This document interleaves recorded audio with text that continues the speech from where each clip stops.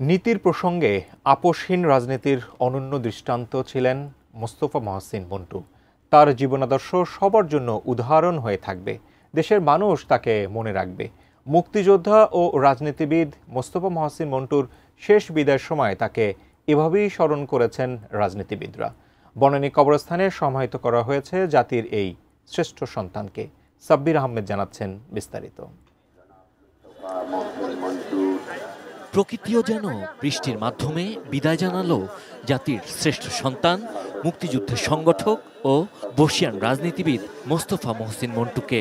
শেষবারের মতো সর্বস্তরের মানুষের শ্রদ্ধা নিবেদনের জন্য বাদ জোহর তার মরদেহ কেন্দ্রীয় শহীদ মিনারে নিয়ে আসা হয়। জেলা প্রশাসকের পক্ষ থেকে দেয়া হয় গার্ড অব অনার।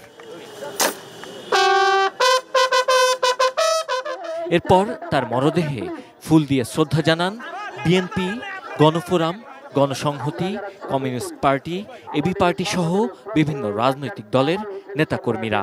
তারা বললেন, বাংলাদেশ এবং বাংলাদেশের মুক্তিযুদ্ধের ইতিহাসের সঙ্গে মোস্তফা মহসিন মন্টু এক অবিচ্ছেদ্য নাম। ব্রেকফাস্ট, টিফিন কিংবা স্ন্যাক টাইমে মজাদার আয়োজন মানে অল টাইম ব্রেড। বহুদিন ধরে উনি নেতৃত্ব দিয়েছেন এবং শেষ পর্যন্ত উনি মানে মৃত্যু পর্যন্ত নেতৃত্ব দিয়ে গেছেন। গণতন্ত্রে বিশ্বাস করতেন, যে নীতির সঙ্গে তিনি যে কখনো আপোষ করেন। ছাত্র জনতার আন্দোলনের পূর্বে সেই আন্দোলনকে সমৃদ্ধ করবার জন্য জনাব মন্টুর নাম নিঃসন্দেহে উল্লেখযোগ্যভাবে আমাদেরকে উচ্চারণ করতে হবে। মন্টু ভাইয়ের যে সাহসী এবং প্রতিবাদী কণ্ঠস্বর, সেটা যুগ যুগ ধরে গণতন্ত্রের রক্ষার জন্য স্বৈরাচার বিরোধী এবং বৈষম্য বিরোধী সংগ্রামের চিহ্ন হিসেবে থাকবে। মন্টু ভাই, খসরু ভাই এবং তার যে দলবল সঙ্গে যারা ছিল তাদেরকে বাদ দিয়ে ৬৯-এর আন্দোলন সফল হবে, এটা আসলে এই ইতিহাসে কল্পনা করা যায় না। ফুসফুসের সমস্যায় চিকিৎসাধীন অবস্থায় রোববার রাজধানীর একটি হাসপাতালে শেষ নিঃশ্বাস ত্যাগ করেন সাবেক এই সংসদ সদস্য।